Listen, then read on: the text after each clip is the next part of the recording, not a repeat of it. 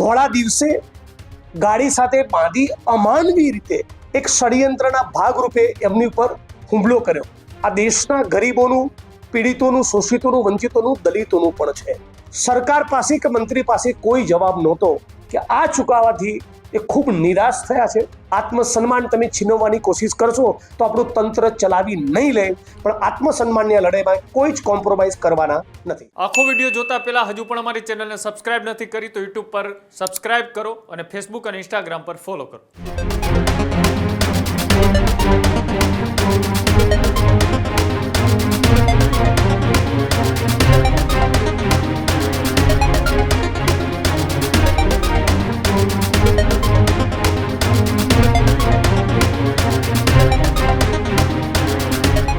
ઉનાની અંદર દલિત હત્યાકાંડના આજે 10 વર્ષ પછી એક મહત્વપૂર્ણ ચુકાદો એ વેરાવળ સેશન્સ કોર્ટે આપ્યો છે, જેમાં એ 43 લોકોની સામે જે આરોપો લાગ્યા હતા, જે કાયદાકીય પ્રક્રિયા ચાલી રહી હતી, તેમાં 5 લોકો સામે દોષિત ઠેરવવામાં આવ્યા છે. તે સિવાયના 37 લોકોને નિર્દોષ જાહેર કરવામાં આવ્યા છે. ઉના દલિત કાંડ મામલે ફરી ચર્ચા તેજ. વડગામના ધારાસભ્ય જિગ્નેશ મેવાણીની પાલનપુરમાં પ્રેસ કોન્ફરન્સ.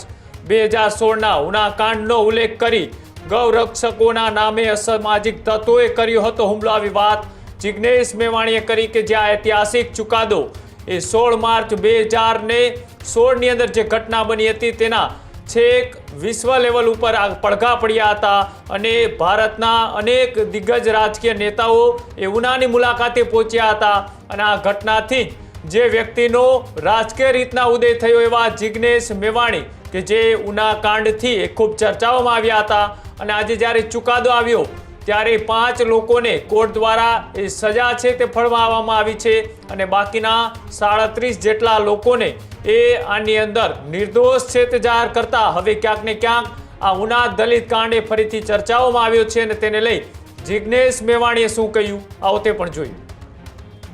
ઉનાની ચકચાર જગાવનારી ઘટના આજથી બરાબર 10 વર્ષ પહેલા 2016ના જૂન જુલાઈમાં બની. ઉનાની બજારમાં જાતે બની બેઠેલા કેટલાક ગૌરક્ષકો જે મૂળ તો અસામાજિક તત્વો હતા એ લોકોએ મોટા સમજદિયાળા ગામના બાલુભાઈ સરવૈયા, એમના દીકરાઓ, એમના પરિવારજનોને જે ગાયનું સિંહે મારણ કર્યું હતું એ ગાયના નામે એમની ઉપર હિંસા કરી ઉનાની બજારમાં ધોળા દિવસે ગાડી સાથે બાંધી અમાનવી રીતે જાણે એમનો જીવ લઈ લેવાનો હોય, જાણે એમની હત્યા કે ખૂન કરવાનો હોય એવા આશયથી એક ષડયંત્રના ભાગરૂપે એમની ઉપર હુમલો કર્યો. એ ઉના કાંડનો, ઉના અત્યાચારનો વિડીયો આખા સૌરાષ્ટ્રે, આખા ગુજરાતે, આખા દેશ અને દુનિયાએ જોયો. એને એટલા ગંભીર પ્રત્યાઘાતો પડ્યા કે વિપક્ષના અનેક નેતાઓ, સન્માનની રાહુલજી સહિત એ ઉનાના પીડિતોને મળવા ગયા હતા.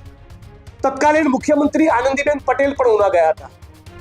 અમદાવાદથી ઉના સુધીની એક ઐતિહાસિક દલિત અસ્મિતા યાત્રા, 400 કિલોમીટરની પદયાત્રા, વાહન યાત્રા અમે પણ કરી અને 15મી ઓગસ્ટનો તિરંગો ઉનાની ધરતી પર લહેરાવ્યો હતો કે આ ઉના, આ ગુજરાત આ દેશના ગરીબોનું, પીડિતોનું, શોષિતોનું, વંચિતોનું, દલિતોનું પણ છે. આજે ઘટનાને બરાબર 10 વર્ષ થયા. હમણાં 4 દિવસ પૂર્વે જ સમાજ કલ્યાણ વિભાગની બજેટમાં ભાગ લેતી વખતે મેં સરકારને સવાલ પૂછ્યો, સમાજ કલ્યાણ વિભાગના મંત્રીશ્રીને સવાલ પૂછ્યો કે આનંદીબેન પટેલે ઉના જઈને ઉનાના પીડિતોને જે વચન આપ્યા હતા, ફાસ્ટ ટ્રેક કોર્ટમાં કેસ ચાલશે, પીડિત પરિવારોને સરકારી નોકરી મળશે, ખેતીની જમીન મળશે, આમાંના એક પણ વચનનું પાલન કર્યું છે? સરકાર પાસે કે મંત્રી પાસે કોઈ જવાબ નહોતો. અને આજે એનો ચુકાદો આવ્યો છે અને 42માંથી 5ને બાદ કરતા 36-37 આરોપીઓને નિર્દોષ છોડી દેવામાં આવ્યા છે. ઉનાના જે પરિવારજનો ઉપર બાલુભાઈ સરવૈયા, વશરામભાઈ, રમેશભાઈ સરવૈયા એ પરિવાર પર જે હુમલો થયો, જે હુમલાનો ભોગ બન્યા, એ પૈકીના વશરામભાઈ સાથે મારી હમણાં જ વાત થઈ. એમણે કહ્યું કે ફરી એકવાર અમારા જીવનું જોખમ ઊભું થશે. અમને હવે ઉનામાં રહેવાનું મન ના થાય એવી પરિસ્થિતિનું નિર્માણ થશે. ઓલરેડી ગઈકાલે કેટલાક લોકોએ વિડીયો અને રીલ બનાવી જોયું, અમારું શું ખાડી લીધું એ પ્રમાણેની આડકતરી ચેલેન્જ અમને ઓલરેડી આપી દીધી. આ બાબતે હમણાં જ મેં ગીર સોમનાથના પોલીસ વડા સાથે વાત પણ કરી. આરોપી ઉનાકાંડના આરોપી પૈકીના એક આરોપી ઉપર એવો પણ આરોપ છે કે છેલ્લા 15 દિવસ પૂર્વે ઉનાના જ એક પોલીસ કર્મચારીને પણ માર્યા. મતલબ કે રાજ્યનું પોલીસ અને પ્રશાસન આ પીડિત પરિવારો આત્મસન્માનપૂર્વક જીવન જીવી શકે એટલું સુનિશ્ચિત કરવામાં નિષ્ફળ ગયા છે. લગભગ પ્રત્યેક આરોપીને વસરામભી સરવૈયા, બાલુભી સરવૈયા ભોગ બનનારા પરિવારોએ તમામ આરોપીને બરાબર ઓળખી પાડ્યા હતા અને જડબે સલાક જુબાની આપી હતી, અને છતાં 36-37 આરોપીઓને એ નિર્દોષ છોડી 5 વર્ષની સજા એ ફક્ત 5 લોકોને કરવામાં આવી છે. એટલે ઉનાના પરિવારજનોનું, ઉના કાંડના પીડિત પરિવારોનું કહેવું છે કે આ ચુકાવાથી એ ખૂબ નિરાશ થયા છે, ભાંગી પડ્યા છે. હું પણ આ આંદોલનનો એક હિસ્સો હોવાના નાતે સમગ્ર ગુજરાતની દલિત ચળવળ, આંબેડકરાઇટ ચળવળ વતી કહું છું કે અમને પણ આ ચુકાદાના પગલે ખૂબ નિરાશા સાંપડી છે, બહુ જ દુઃખ થયું છે. ન્યાયતંત્ર પાસેથી ન્યાયતંત્રનું સન્માન કરું છું, પણ પોલીસ પ્રશાસન, ન્યાયિક સિસ્ટમ પાસેથી અપેક્ષા એવી હતી કે તમામ આરોપી જેમણે પણ આ ઉનાના પીડિત પરિવારોને બેરહેમીપૂર્વક છડે ચોક ધોળા દિવસે ઉનાની બજારમાં પોલીસ સ્ટેશન, પોલીસ કર્મચારીઓની સામે માર્યા છે, એમને બધાને સાબરમતી સેન્ટ્રલ જેલના સળિયા પાછળ મોકલી દેવામાં આવશે અને એક ઐતિહાસિક ચુકાદો આવશે જેનાથી દાખલો બેસે કે આ પ્રમાણે કોઈ પણ આદિવાસી, દલિત, ગરીબ, વંચિત સમુદાયોનું આત્મસન્માન તમે છીનવવાની કોશિશ કરશો, આ પ્રમાણે હુમલો કરવાની કોશિશ કરશો તો આપણું તંત્ર ચલાવી નહીં લે. પણ એવો ચુકાદો કોઈ જોવા મળતો નથી. દુઃખ સાથે એ કહેવું પડે છે કે વર્ષ 2018 અને 2023માં જ્યારે પણ આરોપીઓ પૈકીના અમુક બેલ લઈને આવ્યા તે લોકોએ ફરી આ પરિવારજનો પર હુમલો કર્યો.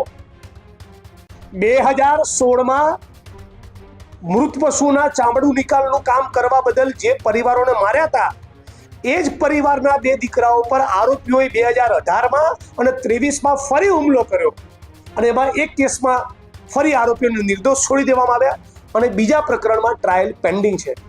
હું રાજ્યની સરકાર સમક્ષ સમગ્ર ગુજરાતના 50 લાખ દલિતો વતી એક ગુજરાતના ન્યાયપ્રિય નાગરિક તરીકે, કોંગ્રેસ પક્ષ તરીકે અને જેને ઉનાના આંદોલનમાં એક મહત્વની ભૂમિકા ભજવી છે એવા એક આંદોલનકારી તરીકે હું ગુજરાતના માનનીય મુખ્યમંત્રી અને ગુજરાતની સરકારને વિનંતી કરું છું કે જો તમારા ઈરાદામાં ખોટ ન હોય તો તાબડતોબ આ ચુકાદાને સરકાર દ્વારા હાઈકોર્ટમાં ચેલેન્જ કરવામાં આવે. હાઈકોર્ટ સુપ્રીમ કોર્ટના senior most criminal side practice કરનારા એમિનન્ટ સિનિયર કાઉન્સિલને રોકી પીડિત પરિવારો જેનું નામ આપે એવા સિનિયર તાત્કાલિક અસરથી આ ચુકાદાને હાઈકોર્ટમાં પડકારવામાં આવે અને પીડિત પરિવારોના જાનમાલની સુરક્ષા સુનિશ્ચિત કરવામાં આવે અને પીડિત પરિવારોને વર્ષ 2016માં આનંદીબેને જે વચન આપ્યા હતા, ખેતીની જમીન અને સરકારી નોકરી આપીશું, એ વચન પૂરા કરવામાં આવે. હાલની પરિસ્થિતિમાં ભારતીય જનતા પાર્ટીની સંઘ પરિવારની આ સરકારને દલિતો માટે કોઈ જ લાગણી હોય એવા બિલકુલ લક્ષણો જોવા મળતા નથી. છતાં હું ઈચ્છું છું કે સરકાર આ ઘટનામાંથી સબક લઈ આપણા ગુજરાતમાં રવિશંકર મહારાજ, ઠક્કર બાપા, ઇન્દુલાલ યાજ્ઞિકના ગુજરાતમાં ફરી ઉનાકાંડ જેવી કોઈ ઘટના ન બને એ સુનિશ્ચિત કરવા સમાજમાં એક સબક જાય કે દલિત આદિવાસીઓના આત્મસન્માન સાથે ખિલવાડ કરવો એ નહીં ચલાવી લેવામાં આવે અને ફરી એકવાર બધા આરોપીઓની સામે કડક કાર્યવાહી ન્યાયતંત્ર કરે. એટલા માટે રાજ્યની સરકાર તાત્કાલિક અસરથી હાઈકોર્ટમાં આ ચુકાદાને પડકારે, એને ચેલેન્જ કરે, એની સત્તાવાર જાહેરાત કરે એવી હું અપેક્ષા રાખું છું. છેલ્લી બાબત, આ 20 તારીખે માનનીય મુખ્યમંત્રી ભૂપેન્દ્રભાઈની અધ્યક્ષતામાં એટ્રોસિટીઝ એક્ટના સુપરવિઝન અને મોનિટરિંગ માટે એટ્રોસિટી એક્ટમાં ઠરાવ્યા મુજબની 20 તારીખે ગાંધીનગર ખાતે એક મિટિંગ છે. એ મિટિંગમાં પણ હું મુખ્યમંત્રીને રજૂઆત કરીશ. પણ હું ઈચ્છું છું કે એની પૂર્વે સરકાર દ્વારા મુખ્યમંત્રી દ્વારા જાહેરાત કરવામાં આવે કે ઉનાના પીડિતોને ન્યાય મળે એના માટે અમે કટિબદ્ધ છીએ અને નીચલી કોર્ટના ચુકાદાને હાઈકોર્ટમાં ચેલેન્જ કરીશું. સરકાર મદદ નહીં કરે તો આપણે શું કરશું? સરકાર મદદ નહીં કરે તો દલિત ચળવળ વતી કોંગ્રેસ પાર્ટી વતી અમે હાઈકોર્ટ સુધી, સુપ્રીમ કોર્ટ સુધી ગુજરાત અને સુપ્રીમ કોર્ટના બેસ્ટ લોયરને અમારા તરફથી હાયર કરી આ ચુકાદાને અમે પડકારીશું, રોડ ઉપર પણ લડીશું અને કોર્ટમાં, હાઈકોર્ટમાં, સુપ્રીમ કોર્ટના દ્વાર પણ ખટખડાવીશું. પણ આત્મસન્માનની લડાઈમાં કોઈ જ કોમ્પ્રોમાઇઝ કરવાના નથી. કોંગ્રેસ પક્ષ દ્વારા કેવી રીતે કરવામાં આવે? મેં કોંગ્રેસ પક્ષના કાર્યકારી પ્રમુખ તરીકે કહું છું, બહુ નિરાશાજનક ચુકાદો પીડિત પરિવારને લાગ્યો છે, તો અમને પણ નિરાશાજનક લાગ્યો છે. પીડિત પરિવારને સંતોષ થવો જોઈએ.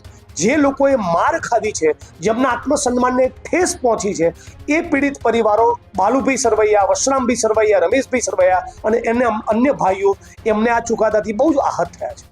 ત્યારે જ ન્યૂઝરૂમ ગુજરાતની યુટ્યુબ ચેનલને સબસ્ક્રાઇબ કરો અને ઇન્સ્ટાગ્રામ અને ફેસબુક પર ફોલો કરો. અપડેટ રહો, સત્યની સાથે રહો.